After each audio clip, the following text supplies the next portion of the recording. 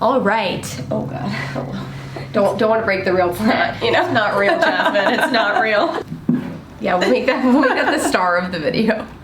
We're here only for this. Hey guys, welcome back to another video. Today I am back with Sarah, aka FearlessFig. FearlessFig. We are back with another. I said it last time as a joke, where I was like Dietitian Diaries, but I've actually started calling it Dietitian Diaries. I think it's cute. It makes sense. I like it. Yeah. So I know you guys have been really enjoying this series, and I know the last few videos we've made them really about my diet and my experience, but I wanted to go back to the OG days, way back when. Way back like a month and a half ago. We did our Q&A. That was like our first starter video together. Fun. Yes, and I know you guys love her, and I think that she, as I've always said, has a ton of information to share with you guys, and I know she's been able to help you guys in a lot of ways, whether that's either becoming her client or having consultations or just through these videos. So I want to keep that knowledge coming to you guys, because again, there is so much false information out there on the internet, and it's important to get the professionals to set the record straight. We're gonna go some of the great. We're gonna go through some of the questions on Instagram that you guys asked, and this is my favorite thing to do because these questions are wild. Yeah, some of them are just good, like right? everywhere. Oh, there's so many more now. Holy crap! Oh my gosh, there were not this many last night. Okay, read the question. Can we get married? Like us? Yeah. Okay. Fine. This is a good one. I like. Okay.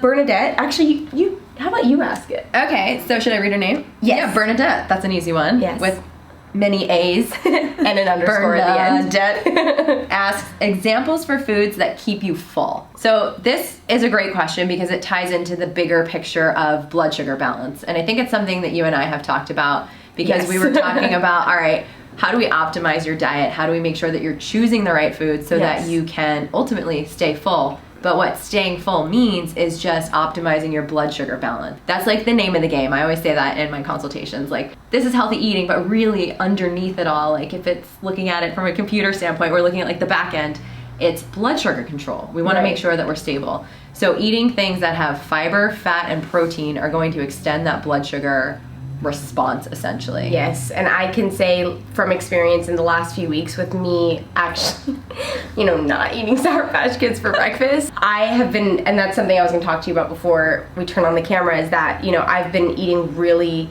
healthy meals, which aren't actually that big. It's just a lot of protein and a good source of fat and a good source of carbs, breads, or, breads, grains, and breads, you know what I mean? Just fiber. What she's trying. Fiber. Like bread. But I mean, even to that point, like with bread, people are like, bread is a scary thing. It's not. We have to pick the right quality. We have to pick something that has a lot of fiber because that's what's going to keep you full. I can't tell you like how many times people are like, well, I have some steamed vegetables and I'm doing really good. Or like I have an apple for breakfast and I'm so healthy. Gosh. And I'm like, I mean, it's great. It's great to get those things in your diet, but that's not a complete meal. That's not going to extend your blood sugar. You're going to be starving in a half hour. So for example, like for breakfast today, I had half of a sliced bagel, lots of fiber, peanut butter on top, some mango, and a protein shake, a vegan protein shake. There you go. And I was so full, and I like haven't been hungry for hours. So yeah, it's having that complete diet, which then in turn helps balance the blood sugar. Yes, and that's the name of the game. That's what's going to keep you full. And in Jazmine's case, having a little bit more complex carbohydrates is really important because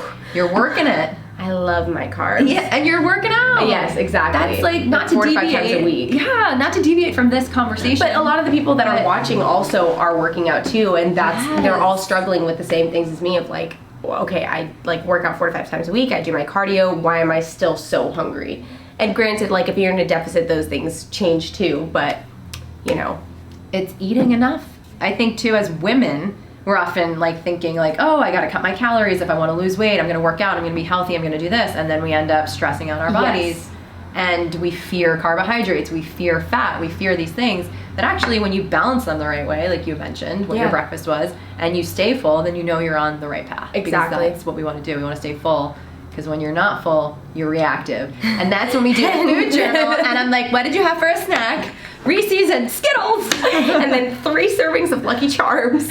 Just I was never full. And then I always am like, but I had this after. And you're like, Jazmine, that's not how it works. Plentifully Sweet, that's a cute name. Any nutrients you recommend / nutritional advice for someone looking to get pregnant? Yes, pregnancy. So I always tell people, if you're thinking about getting pregnant, it's a really good time to go on a prenatal, because that's going to increase the amount of folic acid that you have. It's going to increase the amount of DHA and EPA, which are omega-3s, or essentially the fat compounds of omega-3s. That's really important for the development of your baby's brain. I think that's a good one. That sounds like something you'd want to invest your time into. That's a good one. Yeah. The folic acid is going to make sure that the spinal cord is actually formed. wow. So that's really important. We want to make sure that your iron status is high, vitamin D is adequate. So these are all really important things. Wow. As a woman carrying a baby and, you know, growing life in your body, Yes. we want to optimize our nutrient status so that we pass that on to our kids. I would also highly, highly recommend probiotics, because our gut microbiome is passed to our babies through birth. So when you have a vaginal birth, basically, babies are not sterile. That was kind of a misconception. Everyone's like, babies are sterile, and then they come out, and the first exposure they get to bacteria is through the mom's vagina. Not true. Babies have bacteria on them, but they do get a really good kind of coating of bacteria when they're born. So babies that are born through C-section don't have the same microbiome development. It's blowing my mind. It's really interesting, because sometimes I'll like talk to people and find that they have a lot of issues based on the fact that they were born via C-section. Wow. And they didn't get exposure to this bacteria. So if you can up your bacterial diversity, going back to eating a diverse diet, you can take a good high quality probiotic, then you're going to set your baby up for a better microbiome diversity. That's crazy. You know, I do a lot of blood work with people, so I see patterns, and even in myself, I did blood work and found that my omega-3 6-9 ratio was out of balance. I think it was after I ran 2.5 marathons. A little stressful on the body. Right. But even in my diet, I wasn't getting adequate amounts of omega-3s. So taking something like a fish oil, eating hemp seeds, flax seeds, you know, we've talked about including those in your diet as well, is really important, not only for your health, but when you think about procreating and having a baby, you want to make sure that your nutrient status is like up, like even higher than what you would already maintain it. like so optimized that it's disgusting. Wow. But so nasty. So disturbed. Monica079 says, apple cider vinegar, does it work? Is it even healthy to incorporate in weight loss? Because I had a friend, Ashley, say K, what's up girl if you're watching this? She is on like an extreme weight loss journey right now. I don't know if she's doing it anymore, but I know she was doing the apple cider vinegar thing because she had heard things about it, but I never really followed up to see if it was bringing her legitimate results. So what is the whole thing with that? The way that I look at apple cider vinegar is obviously in the context of microbiome diversity and how it helps your gut. Because when you look for weight loss, it's not a huge correlation. Okay. Like it might help a little bit, but I think when people are like, I'm gonna lose weight by starting the day with apple cider vinegar, it's not a bad thing by any means. I just don't think that's going to be the key in creating this massive weight loss. Even balancing your blood sugar, if you have the apple cider vinegar and then you go and eat garbage all day long. Okay, right. So it's going to help play a role in a little bit, but really what it's doing is it's feeding the bacteria in your gut. So it has something called acetic acid in it, and what the bacteria do is they feed off of that. So it almost acts more as a prebiotic. So fuel for probiotics, food for the good bacteria that we have in our gut. So it can help with diversity, and in some cases that can help kind of balance out appetite a little bit. That's what they say, that it can help with like your a little bit. Okay. You have to be pretty in tune. Okay. So it's not going to be like, you know, like I have this habit of eating and then I take apple cider and it's like I'm totally stopped in my tracks, and you know, like you're still gonna be able to overpower it, but it's a really great practice. I think that it's, you know, if you're gonna like say, I wanna start a morning routine, I wanna do something healthy in the morning, hydrating in the morning, putting some apple cider vinegar in there, awesome. It's gonna feed your gut, which is gonna balance your blood sugar. I mean, all the things. It's really good. Just don't rely on that. But it's not gonna be like, I'm gonna change nothing except apple cider vinegar. Right. And I'm gonna watch the pounds fall off. It's like, you know, I think we are often so used to going on Google or name any of the, any of the wellness websites where they want to say something that's gonna like grab your attention. Yes, and make it the next viral post. Yeah, it's like, will this be the one thing that fixes everything? And it just doesn't stop. And it's not a singular approach. And that's where, you know, like why I just get so like jazzed and sweaty about what I talk about, because I'm like, it's not just one thing. Like we need to look at all of the things together and see how that kind of creates the overall benefit. Okay, cool.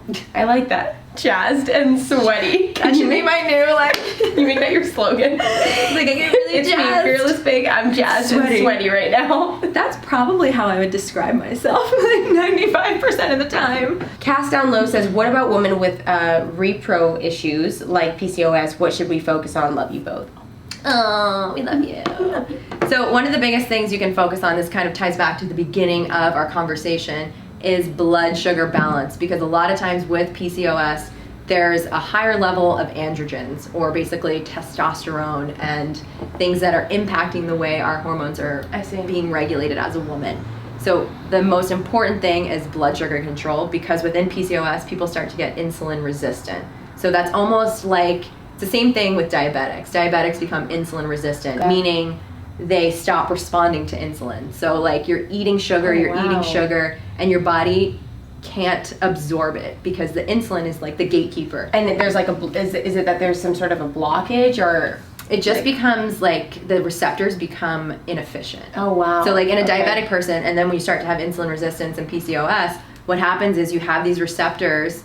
So let me take a step back. Our cells need energy, so we want sugar to be put into our cells so that they can make it into energy. When we eat something, basically it breaks down into some form of sugar. Right. And then when we have sugar in our bloodstream, insulin comes out, and it's like, oh, the sugar's here, and it like knocks on a cell. It's like, I love the way pardon me, cell. We have your energy delivery, and the cell's like, oh great, come on in. But what happens is you essentially are having so much sugar in your bloodstream that these receptors get desensitized to. Right. So now the insulin isn't working to pull sugar into your cells anymore. Oh man, that's crazy. So what we really have to focus on is carbohydrate control, making sure that your blood sugar isn't spiking crazy, getting some good healthy fats, getting in tune with your menstrual cycle is so huge. That's probably a whole other conversation. Yeah, it's just that could be a video in itself. I mean, I actually have a course that's coming out next week. Oh, good. On May 15th, and it's all about digestive health, but there's a big section in it on hormone health and how hormones impact the gut,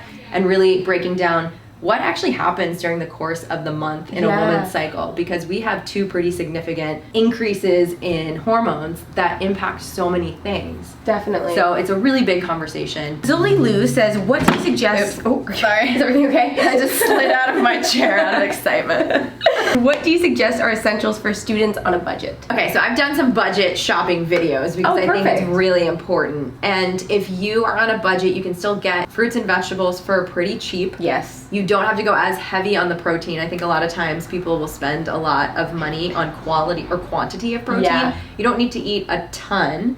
So I think it's just kind of looking at the balance, looking at certain portions and saying, all right, how can I get the biggest bang for my buck? And just really focus on the essentials like high quality fruits and vegetables, getting protein, but you don't need to eat like 6 pounds. You can do, like a serving is 4 to 5 ounces. Exactly. So if you get a higher quality, we're spending a little bit more, you don't have to eat as much. And then Right. that'll help you kind of extend your budget. I also love Trader Joe's. I think that they have a so lot great. of really good prepackaged foods. Yeah.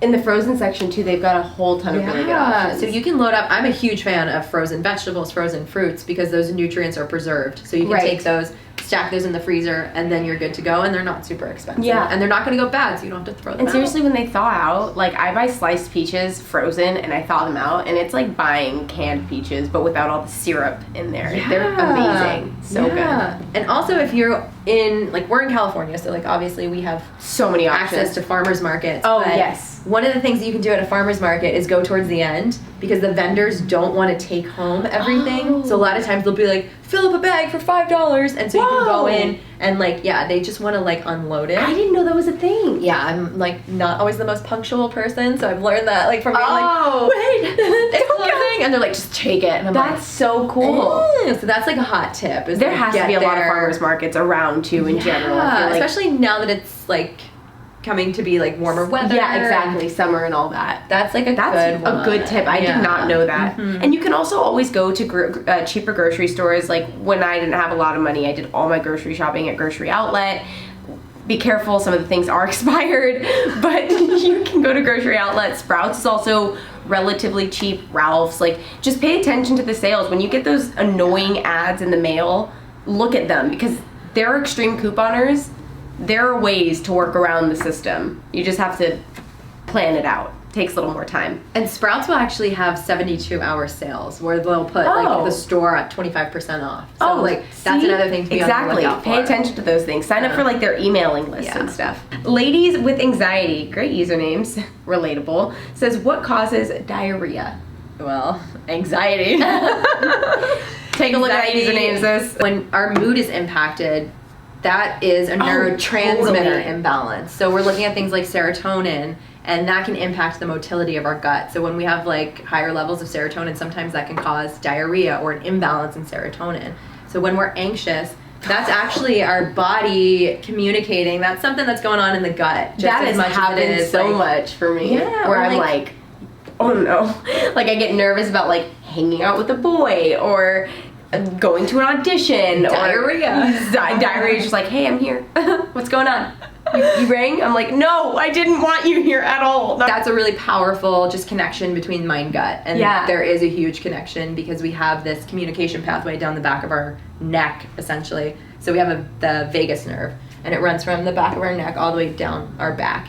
And it is like, I call it the gut-brain superhighway because it just allows everything to travel and talk to each other. So that's one thing. If you can start to connect those two, there's some really interesting insights within that. Okay. Also with diarrhea, typically I think about what are you eating that's causing you to react. So is there something like, in your case, dairy, you know, where you might not realize, if it's a sensitivity, you might not realize I eat it and I get this full-blown reaction, but it can have this low-grade inflammatory response where you're eating it, and then after like 5 days, it just hits you. And maybe then you get diarrhea. Or constipated even. Exactly. So many different things. Bacterial infections are another thing. Diarrhea. There are a lot of things that can cause. There's a lot, but just kind of the more common ones that I would say that you could probably start to work on yourself is, you know, food sensitivities, getting that mind-gut connection, working on mood, working on perception, like those types of things can really help.